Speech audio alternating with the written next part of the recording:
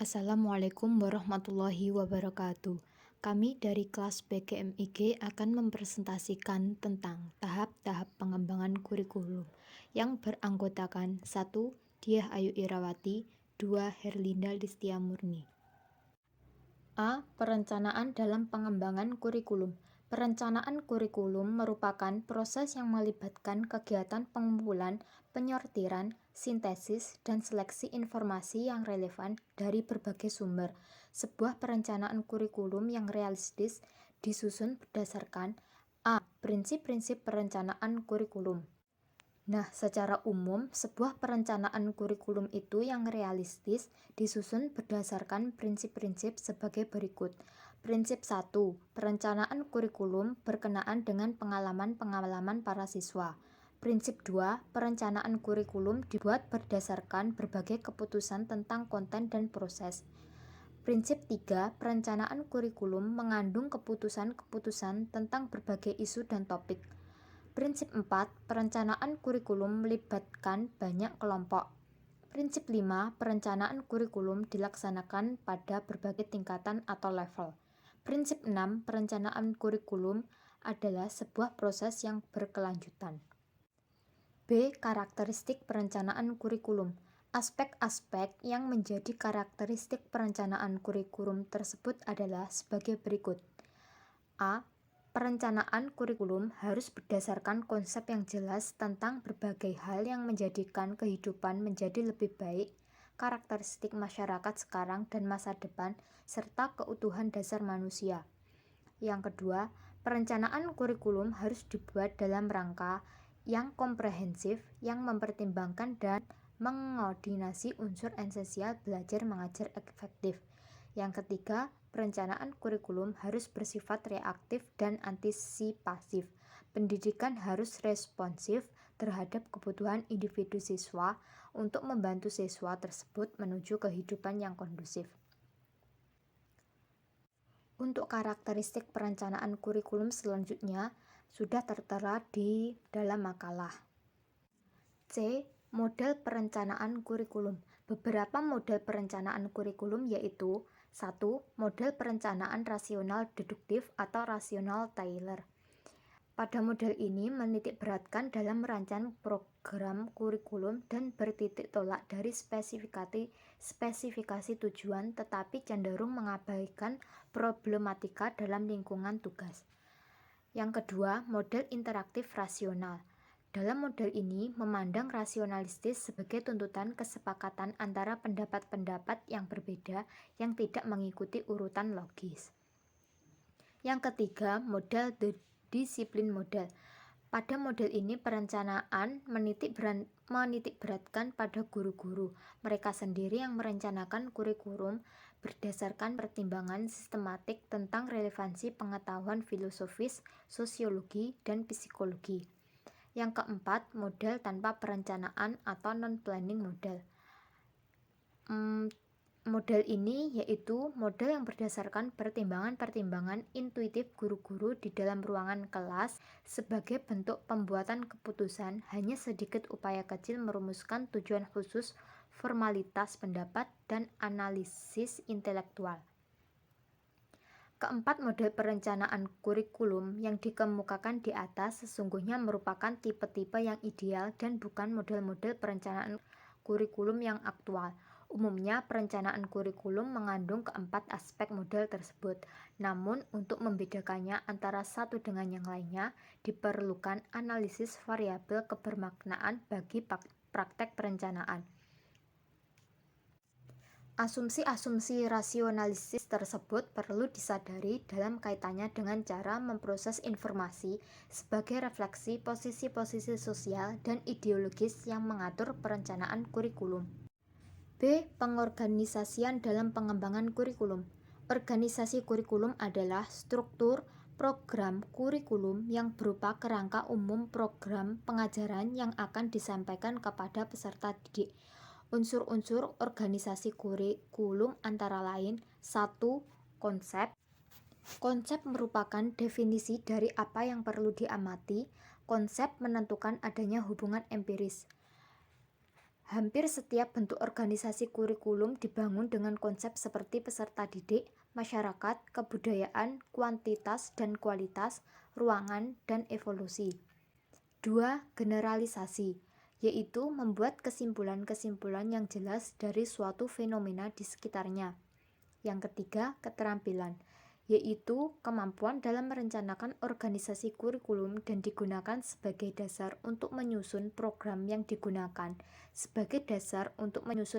yang berkesinambungan. Yang keempat, nilai-nilai, yaitu norma atau kepercayaan yang diagungkan, sesuatu yang bersifat absolut untuk mengendalikan perilaku. Dalam pengorganisasian pengembangan kurikulum, juga terdapat faktor-faktor yang harus dipertimbangkan dalam organisasi kurikulum, di antaranya A. Ruang lingkup atau skop. Ruang lingkup merupakan keseluruhan materi pelajaran dan pengalaman yang harus dipelajari siswa. Ruang lingkup bahan pelajaran sangat tergantung pada tujuan pendidikan yang hendak dicapai. B. Urutan bahan berhubungan dengan urutan penyusunan bahan pelajaran yang akan disampaikan kepada siswa agar proses belajar dapat berjalan dengan lancar. Urutan bahan meliputi dua hal, yaitu urutan ISIS bahan pelajaran dan urutan pengalaman belajar yang memerlukan pengetahuan tentang perkembangan anak dalam menghadapi pelajaran tertentu. C. Kontinuitas. Kontinuitas kurikulum dalam organisasi kurikulum perlu diperhatikan, terutama berkaitan dengan substansi bahan yang dipelajari siswa. Berhubungan dengan kesinambungan bahan pelajaran tiap mata pelajaran pada tiap jenjang sekolah dan materi pelajaran yang terdapat dalam materi yang bersangkutan. Kontinuitas ini dapat bersifat kuantitatif dan kualitatif. D. Keseimbangan. Keseimbangan merupakan faktor yang berhubungan dengan bagaimana semua mata pelajaran itu mendapat perhatian yang layak dalam komposisi kurikulum yang akan diprogramkan pada siswa. E. Integrasi atau keterpaduan. Integrasi ini yang berhubungan dengan bagaimana pengetahuan dan pengalaman yang diterima siswa mampu membekali dalam menjawab tantangan hidupnya. Setelah itu, siswa menyelesaikan program pendidikan di sekolah. F. Waktu. Kurikulum akhirnya harus dituangkan dalam bentuk mata pelajaran atau kegiatan yang disediakan untuk masing-masing mata pelajaran. Di sini dihadapi masalah distribusi atau pembagian waktu yang harus menjawab pertanyaan seperti berapa tahun suatu mata pelajaran harus diberikan dan lain sebagainya. Oleh karena itu, distribusi waktu kebanyakan didasarkan atas tradisi pengalaman atau pertimbangan para pengembang kurikulum. Sering juga terjadi tawar-menawar. Sebagai pasangan biasanya digunakan betapa pentingnya nilai dan tujuan mata pelajaran. Nilai ini dapat berubah menurut keadaan zaman, sehingga jumlah jam yang disediakan dapat berkurang atau bertambah. Selanjutnya, dalam pemilihan dan pengorganisasian kurikulum juga diperlukan suatu prosedur, seperti 1. Employee. Employee berarti peran pendidikan itu sangat penting. Hal ini disebabkan pemilihan dan pengorganisasian kurikulum ditentukan berdasarkan penguasaan isi kurikulum tersebut di kalangan pendidik, baik secara individu maupun kelompok. Yang kedua, buku mata pelajaran. Yang ketiga, survei pendapat. Yang keempat, studi kesalahan. Yang kelima, mempelajari kurikulum lainnya. Yang keenam, analisis kegiatan orang dewasa. Yang ketujuh, fungsi-fungsi sosial. Yang kedelapan, minat dan kebutuhan remaja. Selanjutnya, bentuk-bentuk organisasi kurikulum diantaranya 1. Kurikulum mata pelajaran atau isolated subject atau subject matter kurikulum. Organisasi kurikulum ini digolongkan sebagai bentuk kurikulum yang masih tradisional.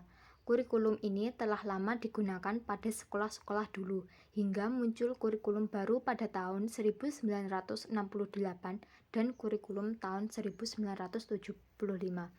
Untuk ciri-ciri dari bentuk kurikulum mata pelajaran ini sudah tertera dalam makalah. Yang kedua, kurikulum dengan mata pelajaran berkorelasi. Melihat adanya keterpisahan antara mata pelajaran, maka ada upaya baru untuk menghubungkan berbagai mata pelajaran untuk membuat para peserta didik mudah dalam memperoleh pemahaman. Ini bisa disebut juga kurikulum dengan pelajaran yang berkorelasi. Pola korelasi ini terdiri dari dua macam. Satu, korelasi informal dan korelasi formal. Pada korelasi informal ini, seorang pendidik mata pelajaran meminta agar pendidik mata pelajaran lain menghubungkan pelajaran yang akan diajarkan di kelas dengan bahan yang telah dipersiapkan oleh pendidik pertama. Sedangkan yang korelasi formal yaitu beberapa pendidik secara kolektif merencanakan untuk mengorelasikan mata pelajaran yang menjadi tanggung jawabnya sendiri. Dengan cara para pendidik bersangkutan lebih dulu menentukan fokus permasalahannya. Untuk ciri-ciri kurikulum ini sudah tertera pada makalah. Yang ketiga yaitu kurikulum bidang studi. Menurut pandangan sejumlah ahli, kurikulum bidang studi ini termasuk dalam jenis kurikulum berkorelasi. Pandangan para ahli ini ada benarnya dikarenakan bidang studi sudah merupakan perpaduan atau fungsi sejumlah mata pelajaran sejenis. Untuk ciri kurikulum bidang studi sudah terlampir dalam makalah. Yang keempat, kurikulum terintegrasi. Dalam kurikulum terintegrasi, adanya batas-batas antara semua mata pelajaran sudah tidak terlihat dikarenakan semua mata pelajaran sudah dirumuskan dalam bentuk unit. Semuanya sudah terintegrasi atau terpadu sebagai satu kesatuan yang utuh. Ciri dari kurikulum ini sudah terlampir dalam makalah. Yang kelima yaitu kurikulum inti. Selanjutnya, implementasi tahap-tahap pengembangan kurikulum. Implementasi kurikulum adalah penerapan atau pelaksanaan program kurikulum yang telah dikembangkan pada tahap sebelumnya. Adapun tahap-tahap pengembangan kurikulum meliputi yang pertama, pengembangan program. Pengembangan program mencakup program harian, semester, bulanan, mingguan, dan harian. Ada juga program tahunan. Selain itu, ada program bimbingan dan konseling atau program remedial. Yang kedua, pelaksanaan pembelajaran. Pelaksanaan pembelajaran pada hakikatnya merupakan proses interaksi antara peserta didik dengan lingkungannya, sehingga terjadi perubahan ke arah yang lebih baik. Yang ketiga, evaluasi proses yang dilaksanakan sepanjang proses pelaksanaan kurikulum. Biasanya dilaksanakan pada kurikulum caturwulan atau semester serta penilaian yang mencakup penilaian formatif dan penilaian sumatif. Dalam penilaian formatif, dilaksanakan selama kegiatan belajar mengajar berlangsung. Misalnya ditanyai, apakah masih ingat pembelajaran yang kemarin yang kita bahas minggu lalu? Jadi seperti teknik respon kepada peserta didik. Kemudian penilaian sumatif. Penilaian sumatif dilaksanakan pada akhir pembelajaran satu atau beberapa kompetensi dasar. Hasil penilaian sumatif digunakan untuk membuat keputusan apakah seorang peserta didik dapat melanjutkan atau tidak dapat melanjutkan ke kompetensi berikutnya. Misalnya digunakan dalam penilaian rapor naik kelas atau tidak. Jadi dilaksanakan seperti ujian semester.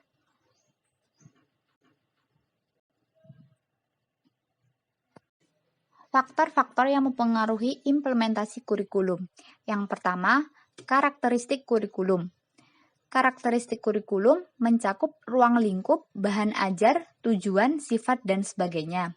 Yang kedua, strategi implementasi, yaitu strategi yang digunakan dalam penataran lokakarya, penyediaan buku kurikulum, dan berbagai kegiatan lainnya yang dapat mendorong penggunaan kurikulum di lapangan. Yang ketiga, karakteristik pengguna kurikulum, yaitu meliputi pengetahuan, keterampilan, serta nilai sikap guru terhadap kurikulum dalam pembelajaran. Kemudian, prinsip-prinsip implementasi kurikulum. Yang pertama, perolehan kesempatan yang sama. Dalam hal ini, mengutamakan penyediaan tempat yang memberdayakan semua peserta didik secara demokratis dan berkeadilan untuk memperoleh pengetahuan, keterampilan, dan sikap. Yang kedua, berpusat pada anak.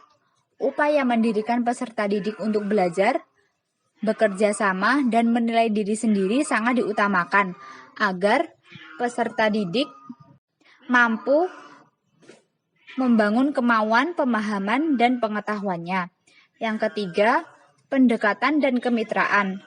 Seluruh pengalaman belajar dirancang sesuai dengan pengorganisasian pengalaman belajar berfokus kepada kebutuhan peserta didik.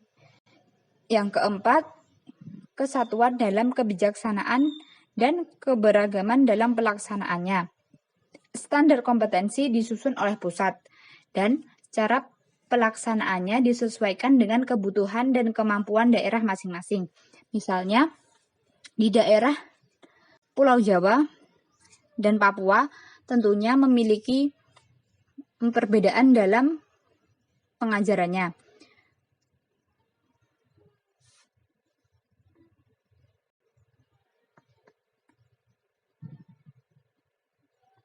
Yang terakhir, evaluasi tahap-tahap pengembangan kurikulum. Evaluasi merupakan langkah akhir dari pelaksanaan kurikulum. Akan tetapi, bukan berarti ini merupakan tindakan akhir.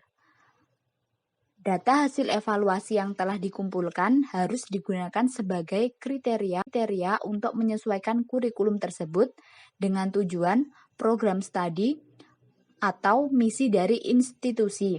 Kurikulum harus dievaluasi, diperbaiki, dan dilakukan inovasi-inovasi yang bervariatif karena kurikulum bukanlah suatu sistem yang bersifat statis. Adapun prinsip-prinsip evaluasi meliputi yang pertama, tujuan tertentu. Artinya, setiap program evaluasi kurikulum terarah dalam tercapainya tujuan yang telah ditentukan secara jelas dan spesifik. Yang kedua, bersifat objektif. Dalam artian, berpijak pada keadaan yang sebenarnya, bersumber dari data dan akurat yang diperoleh dari instrumen yang handal. Yang ketiga, bersifat komprehensif, mencakup semua dimensi atau aspek yang terdapat dalam ruang lingkup kurikulum.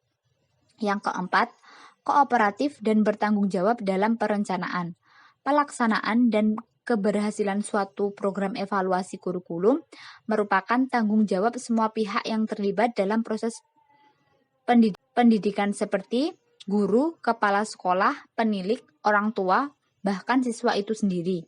Di samping merupakan tanggung jawab utama lembaga penelitian dan pengembangan.